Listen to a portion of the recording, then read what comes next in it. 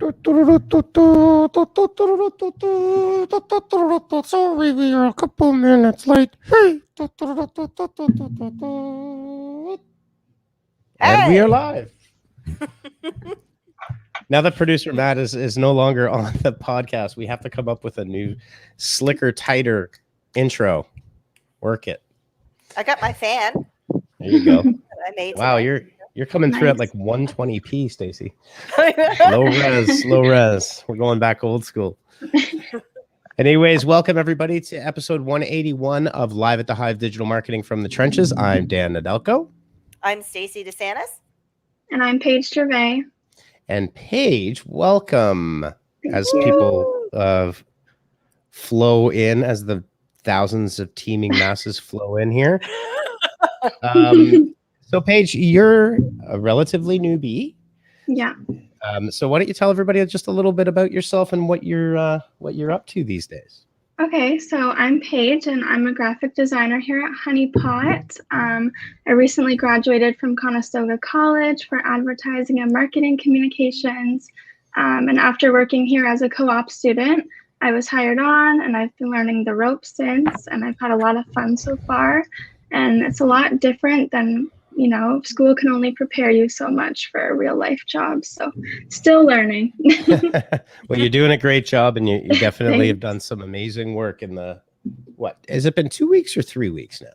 Yeah, since I've been hired on, like 2 weeks. Yeah. 2 weeks. So yeah, fresh out of the oven, as they like to say. It feels like 2 minutes, Paige. Like you're doing fantastic work, but we're just been moving so quickly. Yeah, it's definitely fast paced, but it's good because, the day goes fast. Indeed it does. Indeed it does. Hello, April. Hope you're enjoying your vacation and getting a little rest and relaxation. Hi, Pippa. Matt Stefanich. Hey! Look who's now on the other side of the, what would you call it? I guess the other side of the screen, right? Other side of the camera. Other side of the camera. Yeah. Yeah.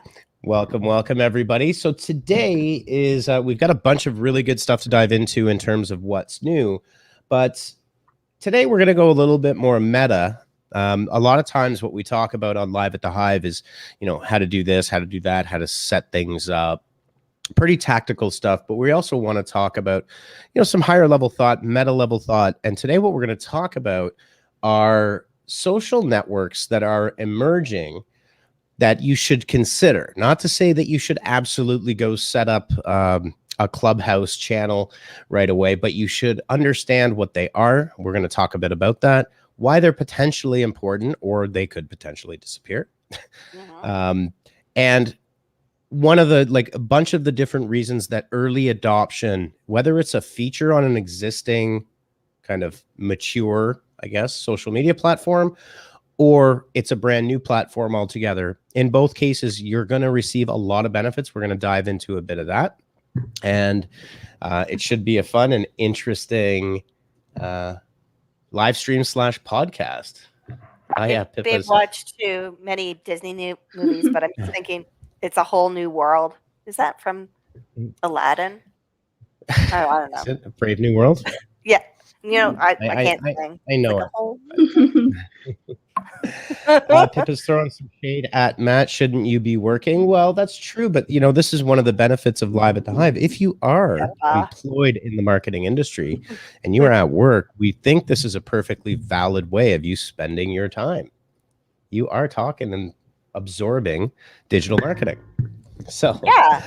End of day on a Friday. That's right. Totally. Right. So starting with what's new today, I'm going to flip over. Let's look at what's new. So some interesting news from our friends at Pinterest. They're facilitating more than 5 billion with a big B searches per month. Wow. That's a whole lot of searching going on there. I get the sense that they're all searching for things to enhance their life post-pandemic. I mean, you could make that. I've personally always been a huge fan of Pinterest for a lot of different brands. The thing I really, really love, Courtney, Dan's talking the lockdown. Well, you know what? It's if I shave it, apparently I look 10 years younger, but I'm going for the old grizzled man look. The weathered digital marketer. You know, so I can shake my fist at people and go like, I remember when we had to use a Vic 20. Back then. Back in the day, we didn't have algorithms. I walked 10 miles to school and back. Exactly. But uphill both ways, you know. Yeah. So Pinterest has always been one of my personal favorites in terms of social networks. A couple of reasons why, from my perspective, is that they've never really behaved the same way that the big Silicon Valley social networks have. Their algorithm has not been accused of kind of negative spiral, negative feedback loops, that kind of thing. They've looked at their own growth completely differently, which I think is interesting. From a marketing perspective, we've got pins that are, I mean, coming up on 8-9 years old. I'm not even joking. Yeah. They're pretty old. They're older pins, but they drive thousands of new sessions. It kind of comes and it goes. It just depends on when your pins kind of find their way into other people's boards. But there's there's a life to what you're doing. Your work isn't just, and this is, I think, a problem. And I think both of you could chime in on this, is that social content can feel really ephemeral. Like I'm just constantly on a treadmill creating content, but that content's going to come and it's going to go away. Mm-hmm. Yeah, for sure. And Pinterest does give you the opportunity to create a lot of evergreen pieces, like you said, that can last for years and years. You know, it's basically what's your brand and what kind of inspiration can you bring users that are timeless, and it's a great way to showcase your product offerings. What I did find interesting about this article is that there's a 31% increase in Gen Zs who are actually searching on Pinterest, where I feel like Pinterest was mostly like, and every social network kind of comes with its own stereotypes, but like it was more of a millennial, maybe Gen X kind of platform where if people were getting married or they're buying their house, like moving into that adulting stage. And I think it's interesting as Gen Zs get a little bit older, how they're going to have more of an impact on, because their purchasing power is increasing as they get a little bit older and have a few more dollars in their bank account. Yeah, for sure. One of the things about Pinterest that it's always been a discovery. So it's really a research and discovery engine. So when we work in the wedding space, for example, what brides to be will do is they create dream boards. This is still a big part of it, but from a planning perspective as well, I know Pinterest uses it as a board, as an aggregator, an idea aggregator. And now what Pinterest is doing, although they don't have the volume, I think they've got a better quality of user overall. That's one important thing. Yeah. And also, as they introduce e-commerce, if you're an e-commerce brand and someone's got your products pinned to a board that they're researching, whether it's a bathroom renovation or a backyard renovation, whatever it might be, there's a potential for direct purchasing that's coming on the product listing side of Pinterest. So a lot of opportunity there. There's a lot of great things that you can do with, and it fits in nicely to our platforms. I wouldn't call Pinterest unknown, but I do think it is in a different class altogether from most social networks. Yeah, definitely. It's more of an inspiration piece, but like you said, behind that, there's more of a longevity to the content consumption that you would post on a Pinterest board versus an Instagram or a Twitter, for sure. But Instagram's really like high on the inspiration scale, if you will. But people can like save grams, but I don't know, there's something about Pinterest, you can kind of put the whole project together, right? In one board. It's like a nice visual just to have in front of you to refer back to all the time. And I think Pinterest has a lot of potential that not everyone is aware about. It's not just like Instagram where you're just scrolling to pass the time. I mean, you can do that, but it's also great for organization, planning, all of that. Stacey, you better watch out. I think Paige is going for the senior VP. Hey, here. That's fine. As long as you have my retirement package at 5 o'clock, we're good. No, that's awesome. That's awesome insight, Paige. I'm just teasing Stacy a little bit, but I love it. I love it. I think intent is important in everything you do in digital marketing, right? You shouldn't just be doing something for the sake of doing it, but understanding the difference between, say, a TikTok, where it is very ephemeral, versus a Pinterest, as Paige so eloquently put, is that you can put it away for later and come back to it. So you're looking at multiple visits and people really potentially digging in. So yeah, lots of good stuff happening there. So I'm going to put this one up for the marketing drama. Let's see here. Let me just get it queued up here properly. I have some thoughts on this. Samsung mocks Apple in its new smartphone announcement. I read this and I thought, Dan's going to have some thoughts on this. Well, there's a couple of things here. Thing number one is I think Apple should be mocked, because I don't know if any of you remember the Mac versus PC famous ads that ran for like a decade. Apple's been making fun of everybody for a long time. I don't think that's really new. The second thing is that I really dig Samsung technology. It is really good, but then it gets this kind of like the Apple snobbery comes into play. And I was an Apple kid for 20 years. I have the blue clamshell Pismo. You know that one? No. You don't know that one? No. Pismo MacBook. It's the famous one. Yeah. Sidebar, if you ever want to get Dan riled up, mention Apple. Wow. Or his visits to the Apple store. Oh, well, my visits to the Apple store. Oh, wow. That's vintage. It is. It's beautiful. Honestly, oh, wow. Those. Yeah. Okay. The best laptop I've ever had in my entire life. You could spill. I had this one when I was in university. I spilt extra large Tim Hortons coffee all over it, and it had a tray, and it would just come out the side. Oh my god! Get out of town! Really? I'm not even joking. Wow. Yep. How much were those?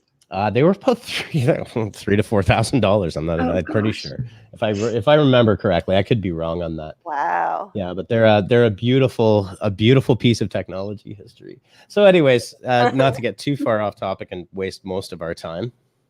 You hear that? You're vintage, Dan. I know I'm vintage. Nostalgic. I'm a crusty old vintage guy. I know. It's good. Nothing wrong with that.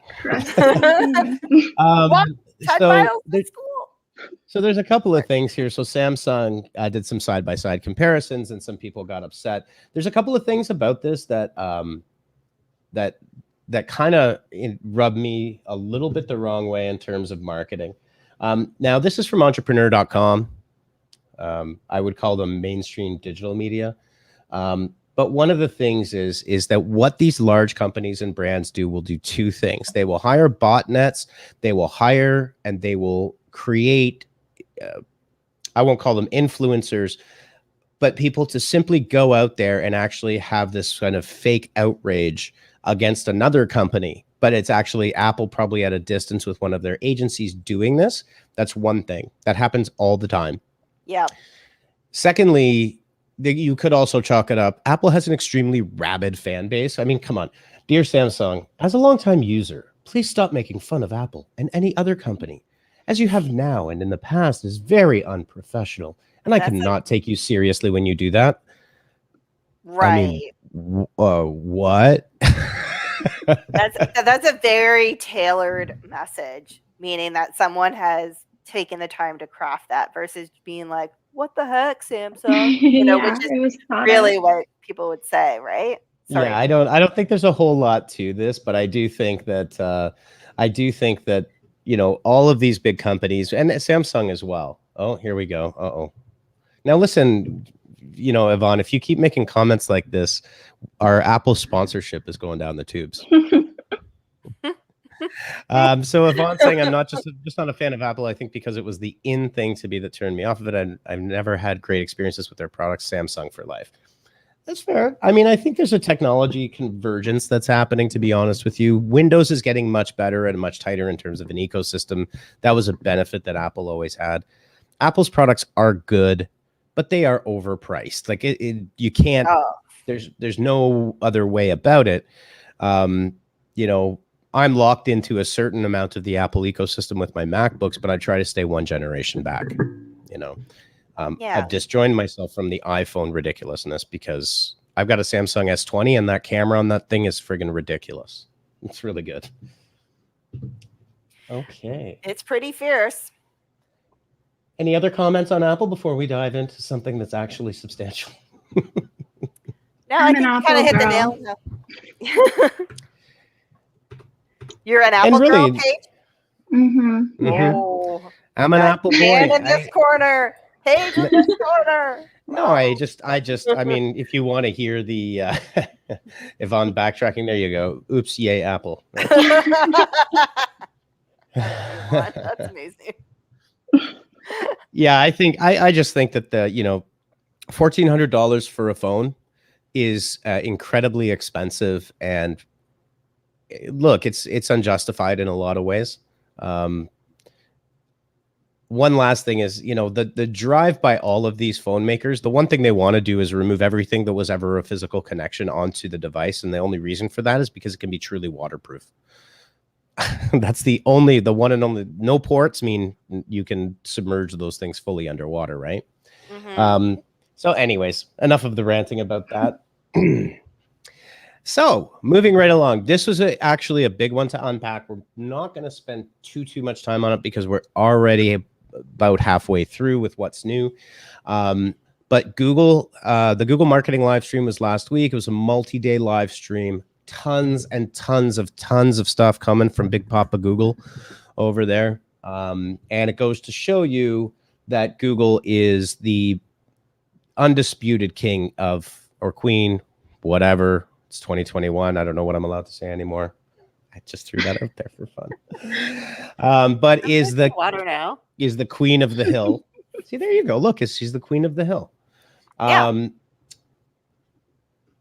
Updates to customer match, performance max campaigns, remarketing audiences and custom audiences are being rolled out and released. Just a whole ton. Like, honestly, there's too much to actually dig into here, but it is a literal landslide of features coming. This is in response, in part, they're going to update the Flock customer match and first party data tools. This is all in response to iOS 14. Image extensions are being added. So now your Google ads will have image extensions. They will now look more and more like organic search results. Insights are being improved. Performance max campaigns, if you're not sure what that is, they run across all Google ad inventories. They're for a select number of top tier advertisers that spend a lot of money. They're rolling this out. So, where I think, again, not to stick on this for too long, because we do got to get moving into the social network side, but these performance max campaigns, there were tools within Facebook, within Google, I should say, just like there were tools with the Trump campaign that Facebook went to their offices and, farmed the data that only certain people get access to, and us horrible mortals do not get access to these things. These are now being unlocked, and it's all going to come very, very quickly as a swift response to Apple and iOS 14. This is what I said a few weeks ago, that they're not worried. I mean, Google is not concerned about this. Facebook is stumping their feet around on the ground saying, we're removing this, we're removing that. And Google, I have a feeling that Google, like with this many different updates for product feeds, there's new discount feeds, new bidding samples. This is not something that they just put together last week. This is something they have been working on for a very long time in advance, in anticipation of iOS 14 changes. So we'll put the link down in the chat. If you're running Google Ads, or if you're a Google Ads manager, or if you're in the paid side, it would be worth your while to go back and watch those live streams and to see everybody summarizing exactly what's happening, because it's just too much to consume in one. We could do a whole live stream about it, actually. Yeah, we could. There's a lot to unpack, for sure. Mm-hmm. Yeah. Okay. So let's get right into the news. No. All right. That was my terrible Keemstar impression. Paige, take it away. Yeah, Oh, Paige, God. it's over to you. No, I'm just joking. Just joking. I'm gonna go No, get a coffee now. No, I'm joking. Sorry, no, I'm lagging. yeah, nicely done. Nice. You belong. You fit in just perfectly here, Paige. So yes, talking about social media platforms, we should be talking about. Stacey, why don't you give us the intro here? Why Okay, don't you walk us into this? let's just walk you into this.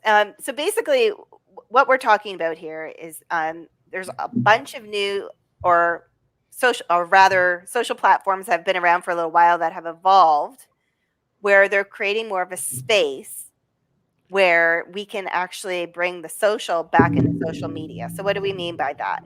A lot of these that we're going to walk you through are using everything from chat rooms to live streaming in different ways. And these are social networks that you may want to consider adding to your portfolio as your brand evolves or as your journey evolves on social media. So let's For dive sure. in. Yeah. Yep. So, I mean, I don't think we need to really dive too deep into why social is important, because social really just, one of the sayings, I didn't make it up, but I like it, is social is the current state of the internet. It is as simple as that. That is the number one way that we all interact, whether you believe it or not, you do. Yeah. Like even your grandma's on Facebook now. Yeah, exactly. Yeah. And again, some of the benefits here. Now, one of the most important things here is that I think that to directly connect with your niche or your audience, I think every audience is a niche. We're a world of tribes now. Just as an example, I asked my 12-year-old what NBC was the other day. He has no clue. I say, what's your favorite channel? I say, what's your favorite channel? And he'll say Cypher PK. Oh. Okay. So if you understand that in 10 years, Jen, whatever they are right now, my kids have no concept of what a television station is. And they don't care. And I turn on the TV and they're like horrified when a commercial comes on. Yeah. They can't pause it. They can't. It's like, what is this? It'd be like listening to nothing against radio serials, but because they're kind of great. But at a certain point, people were like, why are we listening to this? But one of the things about the major search engines is there's been an evolution where you're not actually really directly connecting, that there's a big broadcast mentality. Facebook is suffering from this terribly right now, where, someone's posting up a picture of a little kid, walking down the street and it gets 700,000 engagements. I mean, that's not connection. No. There's not a two-way. And I think Facebook is trying to work on that with the focus on groups. There's some different things there, stories and close friends and things like that. But one of the things that these niche social networks really do enable is a different form. Like Stacey said, we'll get into it, audio is not dead. It's just changing, like the medium itself, and video is changing. And just the same way, like thinking about television and where, like, why would a brand spend tens of millions of dollars on one television spot when you could take that same amount of money and get 100 times the reach through digital channels and actually connect to your audience? So there's a lot to unpack with this, but the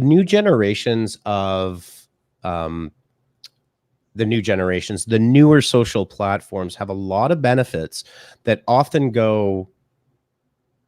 are not often recognized as being extremely creative, right? And it's funny. I mean, Facebook isn't that old, but we have a very short memory as a society. 20 years ago, if I showed you what it looked like to go online, your little AOL guy hopping, high speed was like a novel concept. It wasn't even really there. And here we are today, right? Yeah. Dial up, like all that, you know what I mean? The whole thing. And you're like, I don't know what any of that means. Oh my, see? I used to remember sitting there trying to connect, and depending on the noise it would make, I would know if it's going to work or not. Yep. That's great. I also walked the 10 miles to school and back, so it's fine. Uphill. But uphill in the snow. But you know what, Paige? I think this is, and here it is. I'm gonna do this now. Yeah.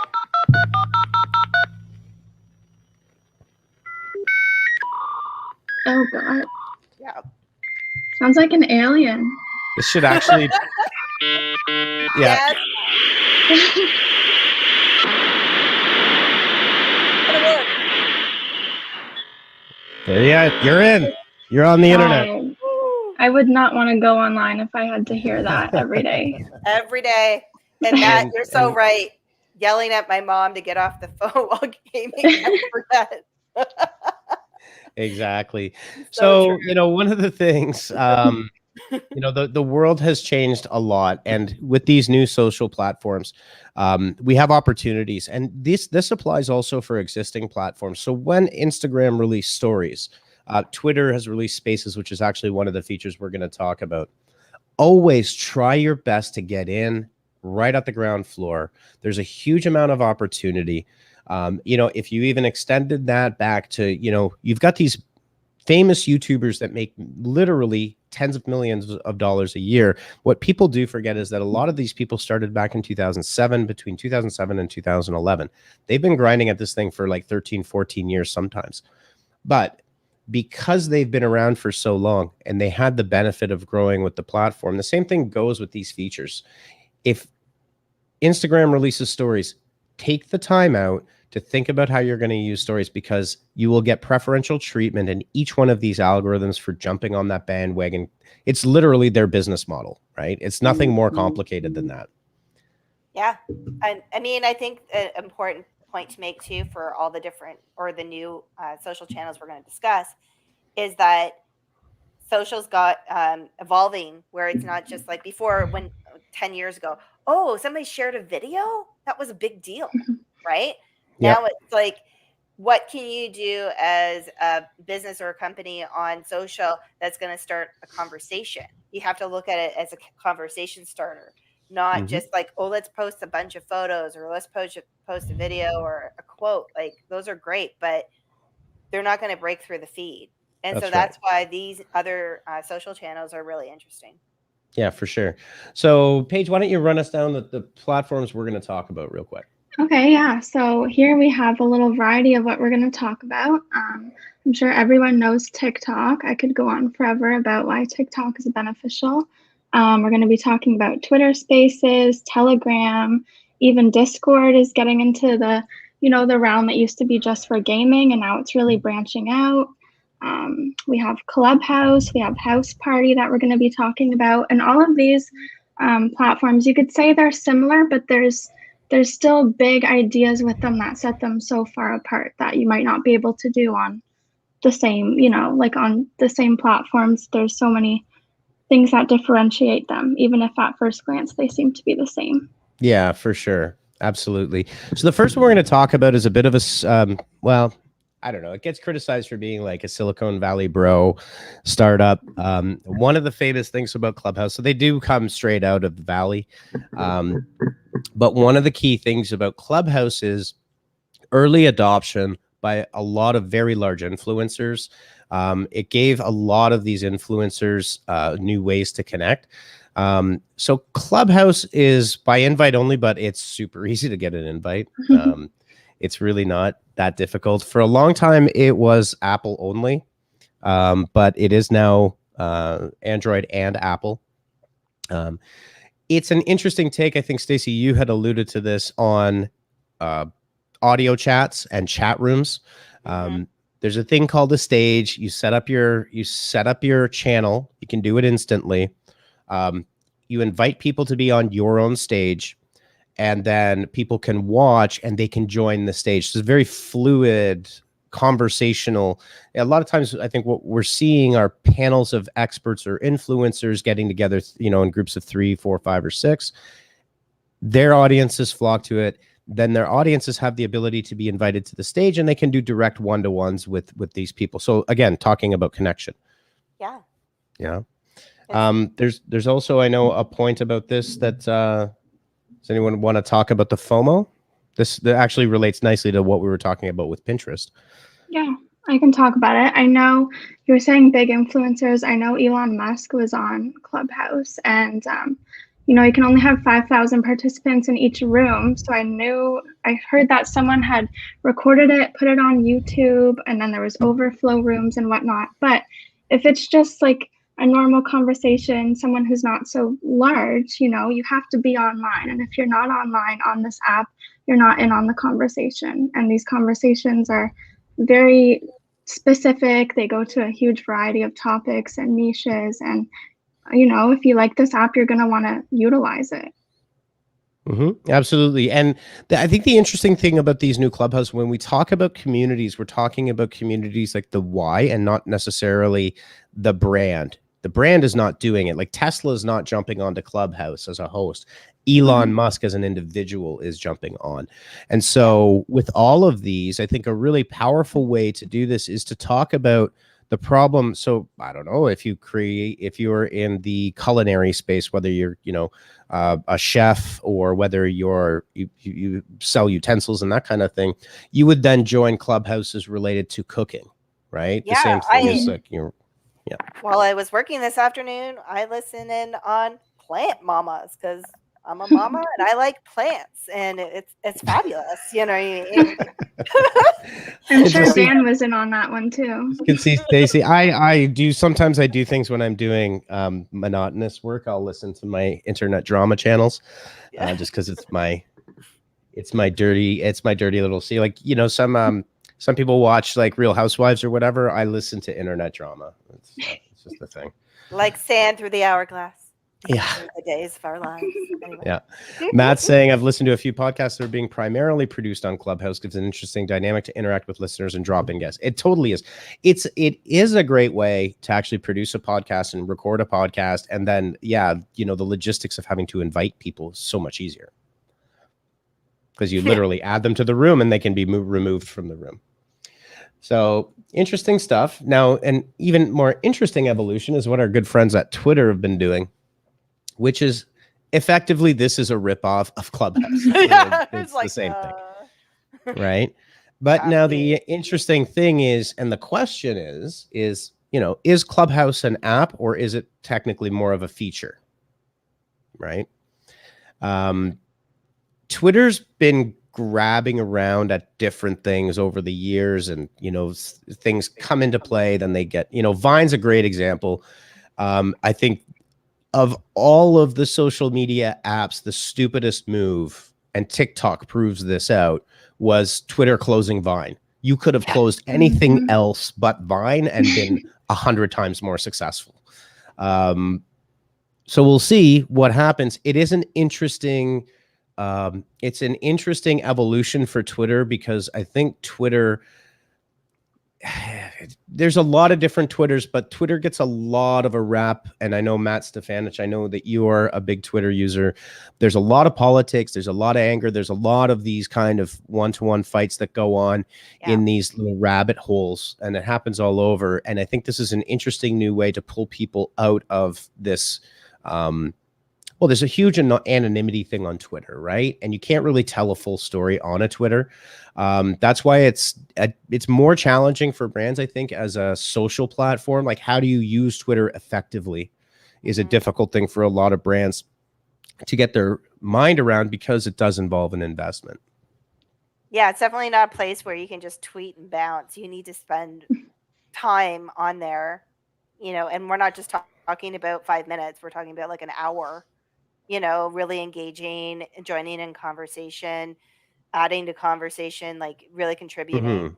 It's a conversation platform. Yeah. It's not announcement and bounce. It would be interesting to actually get Paige's take on this, because from older generations, and look, a lot of the people, if you look 10 years ago in marketing, did not understand what social media was. So they come in, they drop in, and really use these things as broadcast mediums, because they kind of look like a broadcast medium, right? Yeah. But in reality, they aren't, right? Like, do you ever interact with companies that simply broadcast on a Twitter, for example, or whatever platform you choose? No, and I'll be honest, I have never went to a company's Twitter page, for one. Like, it's not really where I would go to find out more information about them. So I mean, I'm sure there's a lot of ways they could utilize it, but if it's the best for them, I'm not sure. And I think Twitter also just has a stigma of just being like an aggressive platform. You know, like you said, people love to argue. Yeah, for sure. And you know what the reason is, and this is part of, if you go look at social media algorithmic theory and what they've actually found over the years, is that negative sentiment on social media far outperforms positive sentiment on social media. And that's what they want, is engagement. You might want to fix the spelling of that. We'll just say Twitter. That's okay. We got you, Matt. We got you. He's so triggered right now. He can't even type. One of the interesting things you could do, for example, here's an interesting concept for businesses to use with Twitter Spaces. If you've got an audience built up, or if you know that you've got an audience there, one good way for a lot of brands to use Twitter, if you're not sure how to do it, is for customer support, frontline customer support. That's where a lot of people will go, even if they've never engaged with the brand. They'll try to find, like, if I can't get through the customers, I've done this myself. Yeah, if I can't get through customer channels, I'll hit right up to Twitter, tag them, and just to get their attention. I once got a free flight doing that. There you go. One of the interesting uses of Twitter Spaces would be an interesting take on a focus group for your existing customers, to actually open up a Twitter space, get your customers in, bring them onto the stage, let them talk, create that community, and create that engagement. A natural next step for the use of something like a Twitter Spaces.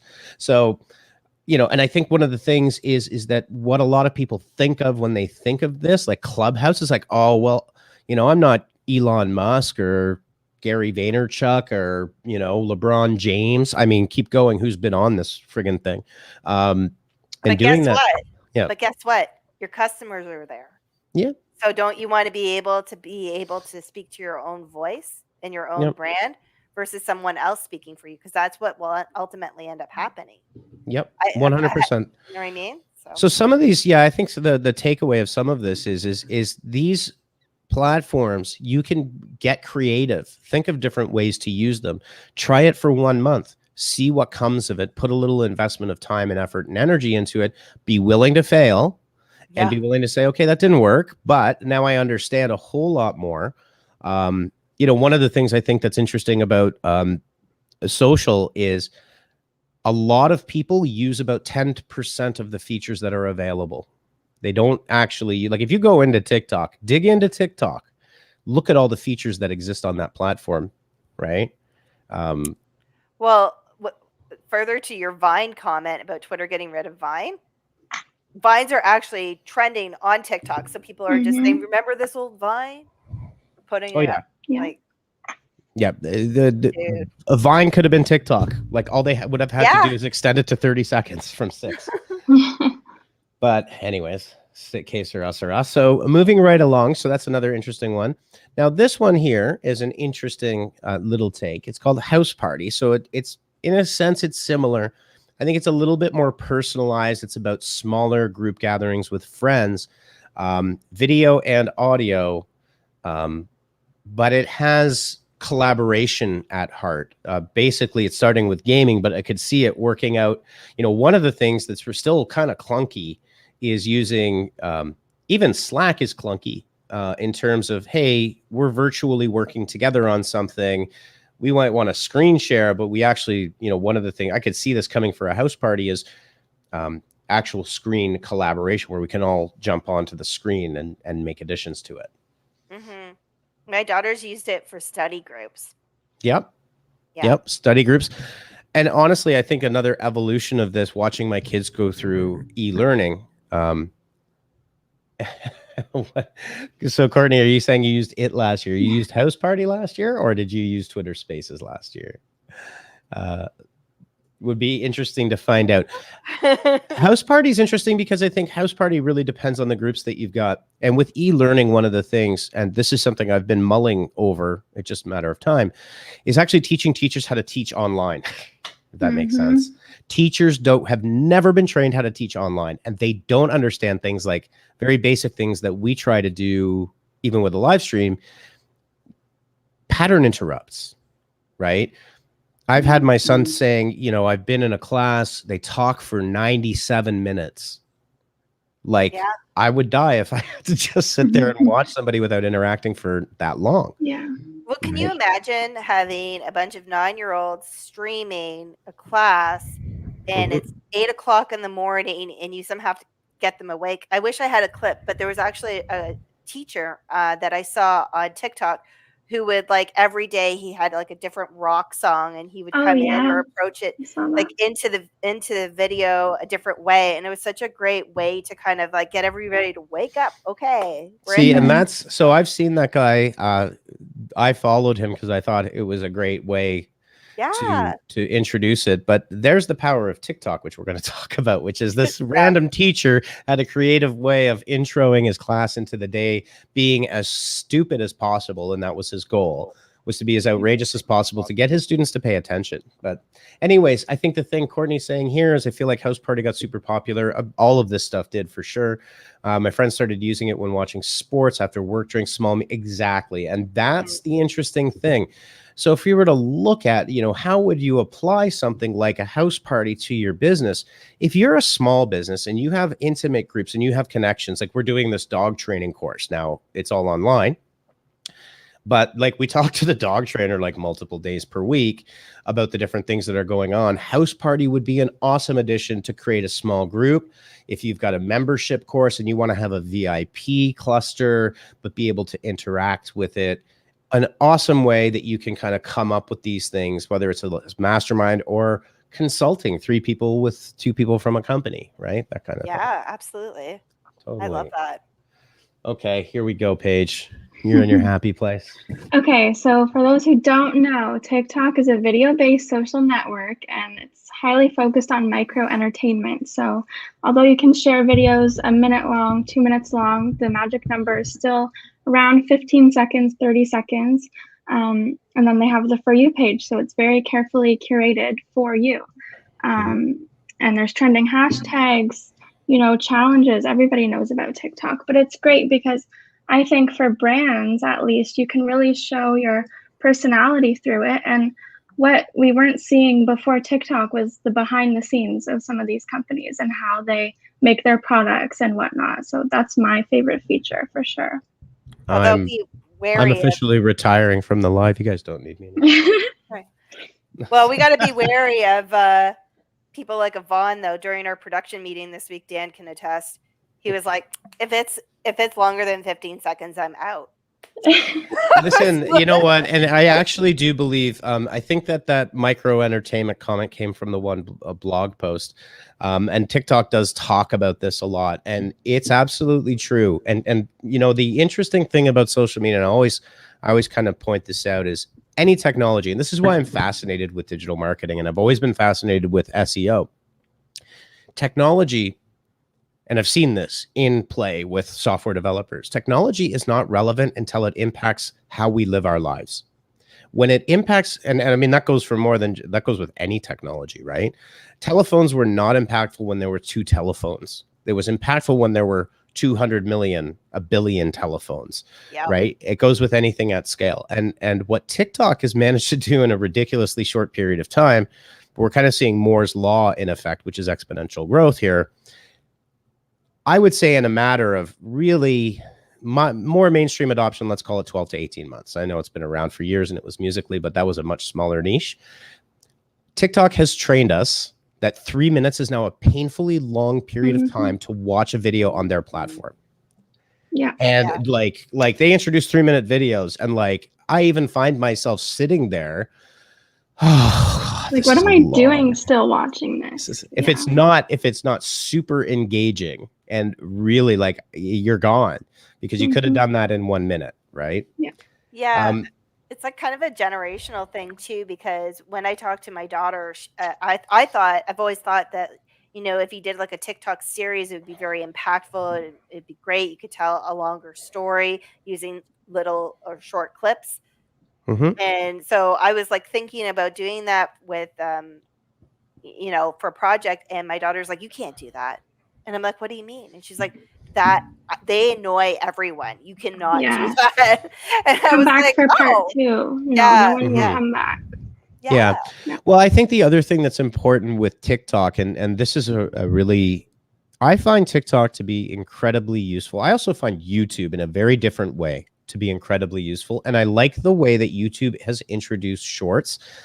It's not, it feels a bit TikTok-ish, but they're introducing it as a feature to complement a channel, to go and dig deeper into a channel where someone may have done a 30-minute video or whatever they're doing there.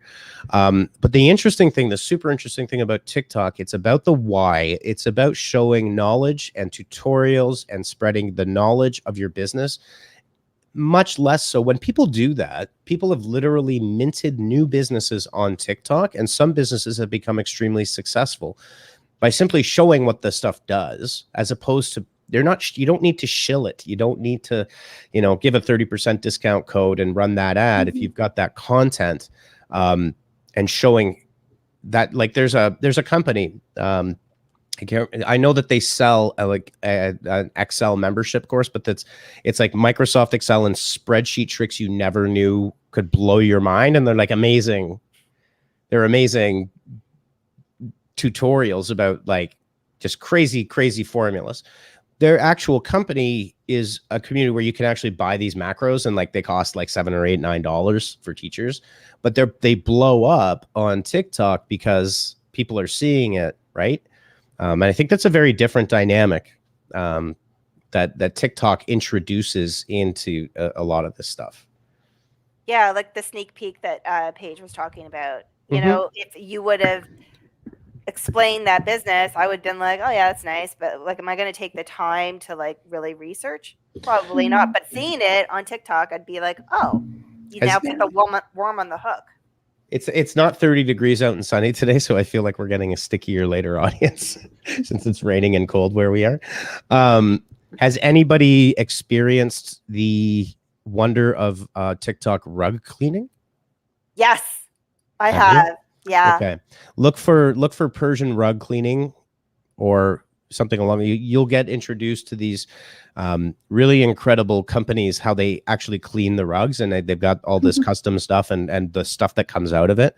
I've seen companies talk about the growth that TikTok has done just by them shooting a video every day of them cleaning another carpet and how it works and the care that they take. Like they're showing how they're doing something, right? And why it's different.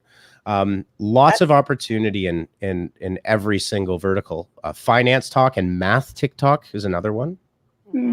Yeah, there's design TikTok too. I've learned so many design tricks just from watching like a 30-second video. Like it's so informative. Absolutely. And that's the power. So I think TikTok, of all of the ones we're talking about, probably applies to the widest audience in terms of how could I use this for my business? Yeah. But as an example, if you're in the services business and if you have installers, everybody's got a decent enough phone. If they can take a half decent video, they can record videos that you can then turn into TikToks later on. So much opportunity here for creative businesses that want to engage with their audiences. I honestly cannot recommend it enough. I know it gets a whole political rap, but I mean, I think the key though is to make sure that you don't make your videos on TikTok overly branded or overly professional looking. Like people want the authenticity behind it. I've seen some brands that have tried to go in the way they might with an Instagram or even a Facebook, and it's like #fail because the audience is just going to be like, I don't want that corporate feel. I want to see actually what you do. So yeah, you don't want the ad to feel like an ad. Yeah. Don't make ads, make TikToks. I think it's a very clever, line. All right, so let's keep going here. A couple more to touch on, but we're quite over time here. Telegram is another great platform used in several niches. Just as an example, one day during the WhatsApp, Facebook terms of service change, and one day TikTok grew by 25 million users. Your customers may well be there. You may not even know that they're there. Telegram's a peer-to-peer encrypted P2P end-to-end, meaning there's no middleman attacks. Only the sender and receiver actually exchange the keys. So there's a data privacy thing that is questionable with WhatsApp and Facebook now. But Telegram gives you the benefit, of being able to create groups, exchange rich media, People feel good about it because it is encrypted. They feel, you know, for certain industries and for certain uses, certainly an interesting way. And I mean, you could use WhatsApp if you're less privacy conscious. We're talking about Telegram because of the growth of it and how much it's been around for a while. There are plenty of groups. You can create a group, invite people to Telegram. It's the barrier to entry for signing up for Telegram is like null. Yeah. It takes less than 20 seconds to set up your Telegram account on your phone. One quick example, you could use Telegram as a way to bring together your customers into a Telegram group. I know several companies that actually do this. I know one guy that's got a small business. He's got 87 people in his Telegram group, but those are a super engaged group of 87 customers that they talk to on a regular basis. Yeah. Right. So lots of opportunity there. Lastly, with Discord, and I would love to spend more time on Discord, but we got carried away today. It's 5:15. TikTok. Oops. You just got 2 chatty Cathys on the show this week. Yeah. It's fine. Totally. We're going to talk about Discord a little bit and very quickly. Discord actually started out as what's called a low latency audio server for gaming. And you need that for video games because the minute something happens, if your voice chat is half a second behind, that video or audio is completely useless to you. It needs to be real time, or at least very, very close to real time. And that's what Discord is. The interesting thing is that especially over the pandemic, I mean, they've only started in 2015, so they're a 6-year-old company. Discord is now being used for, again, study groups, D&D groups, which keep going, like all sorts of things. I know certain innovative e-learning places are using Discord as servers for after-school help and classes and things like that. The one interesting thing about Discord is you can set up a server. You can upgrade that server. It's called a Nitro server. You can then add tons of custom features and bots. Lots of different creative things that especially online companies can do is they'll have a server and they'll have an announcements channel, a customer service channel, you know, a promos channel for specific promos. So a great way to build that community up. I don't know if either of you are Discord. I am a pretty avid Discord user. Honestly, I did not hear about Discord until I started working for Honeypot because my coworkers, April, introduced me to it. But yeah, Paige? I used to play a couple online games and I would use Discord, but I literally had like 3 friends on there. So I definitely haven't utilized it how it's meant to be. Yeah. I think it's interesting if you're, again, you want to build this community. I'm not, you know, we're not implying that you go out and you set up Houseparty, Clubhouse, Telegram, Discord, and, you know, like you don't have to do it all. I mean, you could pick your horse, whichever one applies most usefully for you. But Discord is no longer just in the realm of the gamer world. It's really blown out quite a bit more. Any one of these platforms that you would choose that works best for your particular use case would be the one that you should be considering using. But I think the thing is to learn about these platforms, to try them out, be willing to fail, be willing to switch up what it's going to do, because you've got these opportunities that are, you know, at a certain point on Facebook, and we were actually in the middle of this stream, you had a huge opportunity to build massive organic audiences on Facebook back in 2014, 15, that kind of thing. Those days are gone, right? And once you miss that particular wave, you've got to find the next wave. And there will always be a next wave. But when it comes to digital marketing, and I think just to wrap this up, and I'll shoot it over to the two of you to put in your final thoughts. I think the big use case and the big story for me, talking to my 12-year-old son who doesn't know what NBC is, right? Because they've never really been exposed to it. If you think, you know, Paige has never heard the dial-up internet tone from 20 years ago, what do you think 20 years from now is going to look like? Like, it's not, we're going to be sitting here saying like, you know, this is archaic, right? Yeah. What we're doing right now. Like, remember TikTok?